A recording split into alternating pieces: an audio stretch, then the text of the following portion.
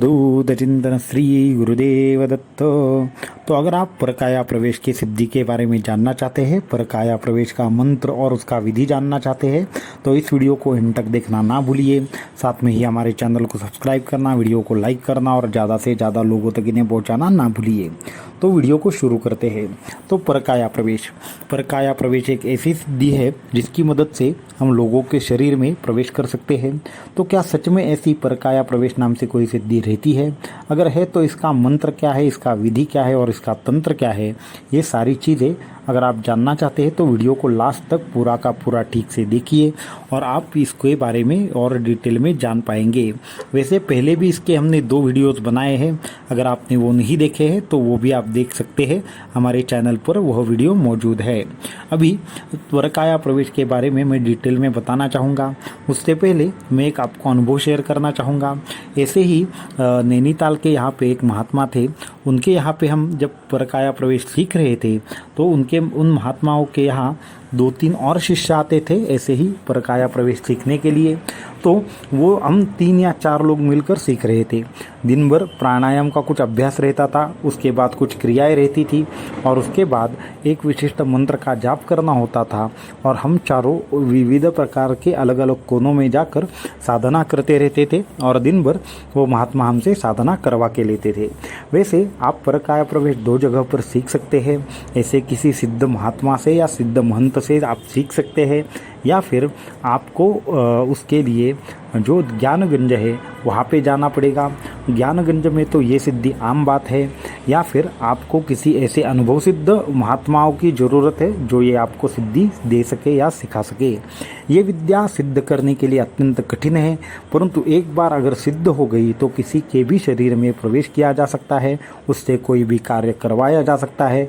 ऐसी अनगिनत चीज़ें हैं जो आपको हासिल हो सकती है, चाहे तो आप पशु के शरीर में जाए, पक्षी के शरीर में जाए या फिर किसी इंसान के शरीर में भी आप प्रवेश कर सकते हैं। तो उसके अपने अपने अलग नियम हैं। तो इन बातों को ज़्यादा डिटेल में ना जाते हुए मैं अपने अनुभव की ओर लौटना चाहता हूँ। तो जब मैं उनके यहाँ पे गया था, सारी चीज़ें देख रहे थे, तो उनका एक शिष्य था, वो हर रोज़ तो आता था, लेकिन 15 या 20 दिनों से हुआ ऐसे कि हम तकरीबन 3 महीने तक तो वो आ रहा था। अचानक से 10 या 15 दिन ऐसे गए कि वो अचानक से आना बंद हो गया। तो हमें उसके बारे में थोड़ा फिक्र होने लगी। हमने उनको पूछा, उन महात्माओं को, कि वो आ नहीं रहा है तो क्या हम एक बार वो कहाँ पे है ये देख कर आए क्या? तो उन्होंने कहा कि कोई भी आवश्यकता नहीं है, अपनी साधना की ओर ध्यान दो, बाकी की चीज़ें हम देख लेंगे और हमें पता भी है उसका क्या चल रहा है और क्या नहीं चल रहा है। ये सब चीज़ें सुनने के बाद हमने सोचा कि ठीक है, चलो कुछ प्रॉब्लम होगा। लेकिन तकरीबन 2 या 3 महीने के बाद भी उसका कोई पता जब नहीं चला, तो अचानक से एक दिन उनका भाई आया और महात्मा जी को अत्यंत दुख भरे अंतःकरण से उन्होंने बोला कि भैया अभी नहीं रहे। तो महात्मा जी एकदम से भड़क गए। उन्होंने बोला कि मैंने उसको स्पष्ट रूप से कहा था, योग्य चीज़ के लिए ही सिद्धि का इस्तेमाल करना चाहिए, नहीं तो वो जान भी ले सकती है और सर्वनाश भी कर सकती है। हमें ये सब सुनकर बड़ा आश्चर्य लगा। तो मैंने उनको सब चीज़ होने के बाद, वैसे तो उन महात्माओं ने बोला अब हम कुछ नहीं कर सकते, तुम यहाँ से चले जाओ। तो फिर वो दुखी होकर जा रहा था। हमने थोड़ा आगे जाकर उनको रोक लिया और बोला कि उनके साथ हुआ क्या था। तो उन्होंने जो हकीकत बताई वो इतनी भयंकर थी कि हम कुछ भी सुनकर एकदम से ऐसे सुन्न हो गए, कुछ भी समझ नहीं पाए उस वक्त। उसने कहा कि जो हमारे भाई थे वो अच्छे तरीके से योगाभ्यास करते थे, अत्युच्च तरीके से योगाभ्यास करते थे, परंतु एक दिन सुबह वो ध्यान में बैठ गए और हमने देखा तो अचानक से उनका शरीर नीचे गिर गया। और जैसे ही शरीर नीचे गिर गया, हमने देखा कि न तो उसकी सांस चल रही थी, न उसकी पल्स लग रही थी, न किसी भी प्रकार के जीवन का उनके यहाँ पे लक्षण दिख रहा था। तो तकरीबन हमने 3 या 4 दिन तक उस तरीके से उसकी राह देखी कि ये शायद बेहोश हो गया है या बाकी की चीज़ें हो गई है। एक महात्मा को हमने बुलाया, एक वहाँ पे तांत्रिक था, उनको बुलाया। तो उन्होंने कहा कि ये गहरी योग निद्रा में चले गए हैं, इसकी वजह से इसकी सांस नहीं चल रही है, इसकी वजह से 3 दिन तक राह देखी, लेकिन 3 दिन के बाद उस तांत्रिक ने कहा कि अब इनका लौटना वापस आना मुमकिन नहीं है। इसकी वजह से हमने जो शरीर था उसका दहन कर दिया। लेकिन वो ऐसे कि सपने में उनके भैया आए थे और वो बहुत ज़ोर ज़ोर से चिल्ला रहे थे कि तूने हमारे शरीर को दहन क्यों किया, क्यों हमारे शरीर का पूरा अस्तित्व नष्ट कर दिया, अब मैं कभी भी वापस नहीं आऊँगा। तो इस तरीके से उनको सपना आया था। तो हम सब लोग एकदम से ऐसे शॉक हो गए। तो फिर हमने उन महात्माओं जी को नमस्कार करके पूछा कि क्या आप इस बारे में कुछ बता सकते हैं क्या। तो उन्होंने अत्यंत क्रोध भरी मुद्रा में बोला कि मैंने एक बार आप सभी लोगों को बोलना चाहता हूँ कि ये विद्या जितनी सरल है, उत्कृष्ट है, उतना ही इस विद्या का दुरुपयोग करना बड़ा खतरनाक है।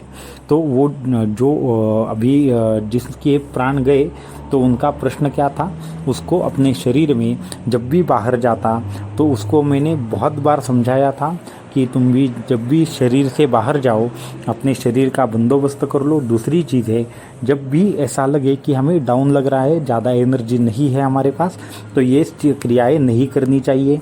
तो उसको सबसे पहले फीवर था और उसके बाद भी उसने परकाया प्रवेश करने का प्रयास किया और जिस शरीर में वो जा रहा था वो आत्महत्या किया हुआ शरीर था। तो आत्महत्या किए हुए शरीर के अंदर जाने से उसकी आत्मा भी उसी शरीर में थी। तो उस शरीर की आत्मा ने इसको जकड़ लिया और वहाँ पे रोक के रखा। तो ये प्रोसेस होते होते अगर अपने शरीर में 4 या 6 दिनों तक अगर वापस नहीं आ पाए तो कभी भी वापस आना मुमकिन नहीं होता।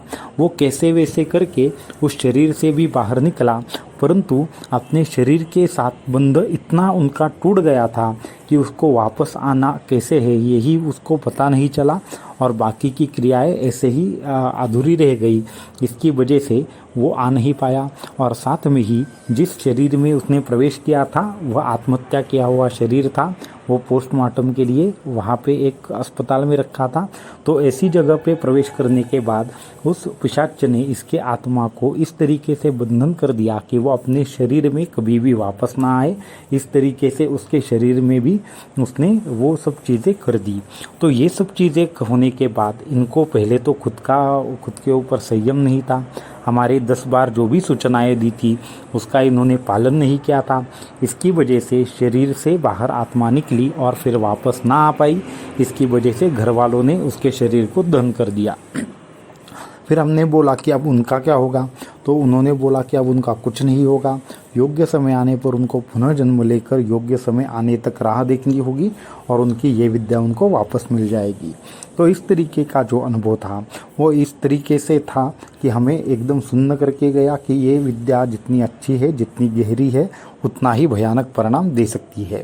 तो इस तरीके की चीज़ें जब हमने सुनी तो उसके बाद हम एकदम से सजग होकर ये साधना करने लगे और फिर बाद में जब हमें सिद्धियाँ ये मिल गई और हमने भी ऐसे बहुत सारे प्रयोग किए, परंतु उसके कुछ नियम होते हैं, उसके खिलाफ ना जाते हुए ये सारे प्रयोग किए, इसलिए हमें कभी भी कोई भी आपत्ति या हानि नहीं हुई। तो सबसे पहली बात है कि जब भी आप परकाया प्रवेश करना चाहो तो एक ऐसी रूम आपके पास चाहिए जहाँ पे आपके सिवाय कोई भी आता जाता ना हो। दूसरी चीज़ है कि ये जो परकाया प्रवेश किया जाता है उसमें अगर आत्मा गलती से बाहर चली भी गई तो हमारे भ्रूमध्य में और आज्ञा चक्र में कुछ ऐसी क्रियाएं करना मुमकिन है, वो किसी को आपको बतानी होगी। जो क्रियाएं करने से या जो मंत्र बोलने से आप अपने शरीर में वापस आओ और कोई बंधन अगर बाहर से है तो आप उसको इस मंत्र के द्वारा उसकी मदद करके उसको अपने शरीर में आने के लिए मदद कर सकते हैं।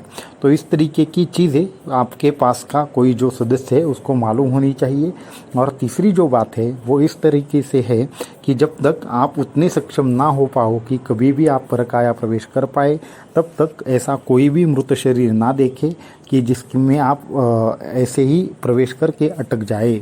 तो इन सब चीज़ों को अगर आप ध्यान में रखें तो आप परकाया प्रवेश जरूर कर पाएंगे।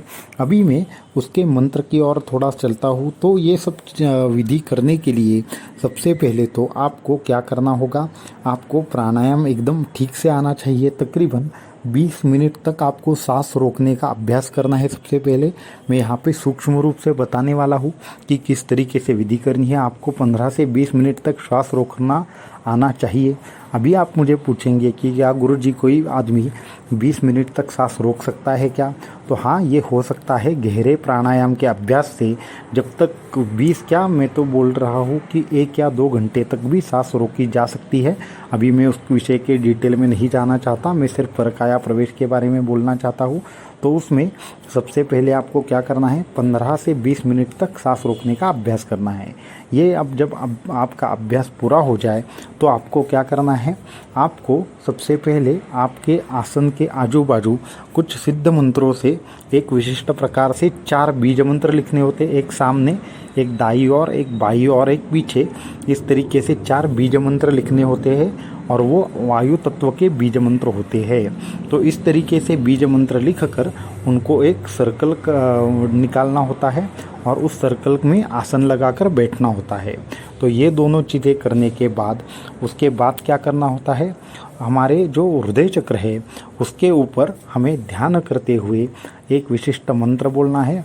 ओम हुम आकाशात्मने फट फट फट स्वाहा। तो इस तरीके का एक मंत्र होता है।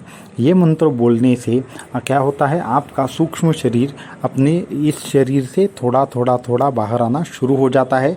परंतु उसमें भी एक मैं स्पष्ट रूप से कहना चाहता हूँ, ये जब होता है तो ऐसा अचानक से नहीं होता। कम से कम आपको 2 या 3 महीने लगेंगे इन सब चीज़ों का अभ्यास करने के लिए। तो उस हिसाब से आपको ये सारी चीज़ें याद रखनी है। तो उस प्रकार ये मंत्र बोलने के बाद धीरे धीरे धीरे हमारा सूक्ष्म शरीर बाहर आना शुरू होता है, लेकिन एक्चुअली बाहर नहीं आता।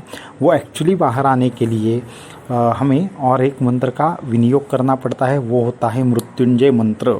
तो आपको पता होगा कि मृत्युंजय मंत्र सिर्फ ऐसा ही नहीं है कि मरने के बाद या फिर मरने का जो पीरियड है वो बढ़ाने के लिए इस्तेमाल किया जाए, परंतु जो मृत्युंजय मंत्र होता है वो परकाया प्रवेश के लिए भी इस्तेमाल किया जाता है।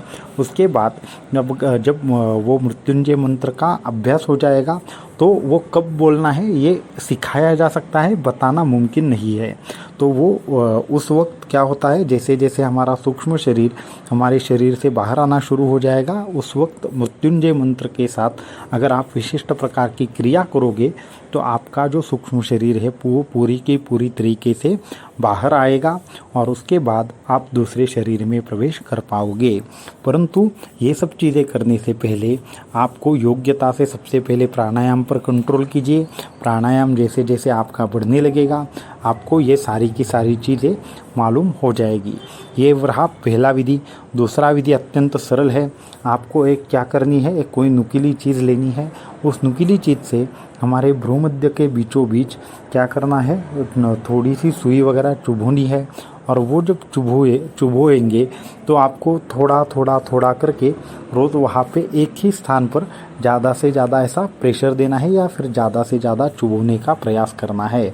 ऐसा करते करते आपका जब थोड़ा खून उस पर लगेगा तो आपको एक विशिष्ट मंत्र से अभिमंत्रित करके वापस जब आप चुभाएंगे तो धीरे धीरे आपका ऑटोमेटिकली ध्यान लगना शुरू हो जाएगा। और उसके बाद वहाँ पे संयम करते हुए ओम हुम, अगर इस जो जाप है वो ओम हुम का उस हमारे भ्रूमध्य पर आप ध्यान करने में यशस्वी हो पाए तो आप खुद ब खुद परकाया प्रवेश करना आप आरंभ कर सकते हैं या फिर आपका सूक्ष्म शरीर बाहर आना शुरू हो जाएगा। तो इन प्रकार से परकाया प्रवेश मुमकिन है और परकाया प्रवेश के माध्यम से इस दुनिया में बहुत सारी चीज़ें हासिल की जा सकती है। घर में बैठकर अमेरिका हो, मंगल हो, चंद्र हो या फिर विविध प्रकार से सूर्यमंडल हो, वायुमंडल हो, इन सभी जगहों पर जाया जा सकता है। तो ये मैं स्पष्ट रूप से अनुभूति से कहना चाहता हूँ। तो आज के वीडियो में इतना ही। अगले वीडियो में कुछ और बातें हम जो परकाया प्रवेश है उसके बारे में जानेंगे। अवधूत चिंतन श्री गुरुदेव।